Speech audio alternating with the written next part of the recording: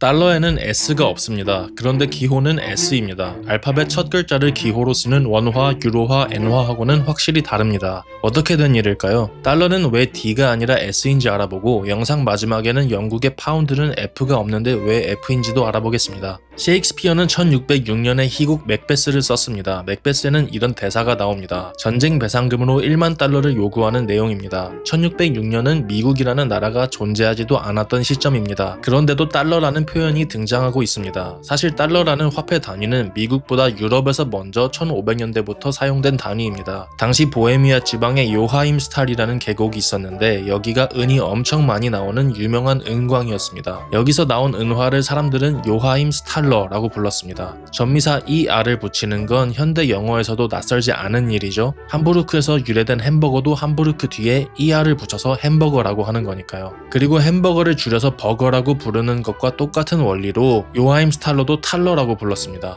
이 돈이 유럽 전역에서 널리 쓰이게 되면서 각 나라마다 자기 언어에 따라 조금씩 다르게 발음했습니다. 네덜란드에서는 이렇게 썼고 스칸디나비아 지방에서는 이렇게, 그리고 영국에 가서는 달러가 되었습니다. 이 달러라는 화폐 단위가 나중에 그대로 미국으로 가서 쓰이게 된 거죠. 지금까지는 달러라는 이름의 유래에 대해 알아봤습니다. 그러면 이 S는 어디서 온 걸까요? 미국이 건국되던 시기에 아메리카 대륙에서 주로 쓰이던 돈은 페소였습니다. 페소는 스페인이 만든 은화인데요. 아메리카 대륙의 대부분을 스페인이 식민 지배하고 있었기 때문에 페소가 널리 쓰였습니다. 미국이 사용하는 달러 기호는 이 페소에서 왔습니다. 달러 기호는 원래 사실 달러가 아니라 페소를 표시할 때 쓰던 기호입니다. 페소를 이렇게 P와 작은 S로 표시했는데요. P와 S를 펜을 떼지 않고 한 번에 쓰기 위해 이런 식으로 썼습니다. 이렇게 쓰다가 나중에는 더 단순화해서 그냥 이 S 부분만 쓴 거죠. 이 기호의 변화가 잘 나타나는 문서가 있습니다. 이 문서는 1778년 미국에서 발송된 편지인데요. 미국 달러를 S로 표기한 세상에서 가장 오래된 문서입니다. 이걸 보면 P와 S가 합쳐진 초창기 페소 기호도 사용하고 있고 단순화된 S 기호도 사용하고 있습니다. 또 이 다른 문서를 보면 복수의 달러를 표현하기 위해 두 기호를 함께 쓰고 있습니다. 우리가 페이지 한 장을 의미할 때는 P라는 기호를 한 번 쓰고 여러 페이지를 의미할 때는 PP를 쓰는 것처럼 여기서도 복수의 달러를 가리키기 위해 모양은 다르지만 의미가 동일한 기호를 두 번 쓴 거죠. 현재도 페소를 사용하는 여러 나라들이 S 기호를 사용하고 있습니다. S 기호가 원래는 달러가 아니라 페소의 기호라는 방증이죠.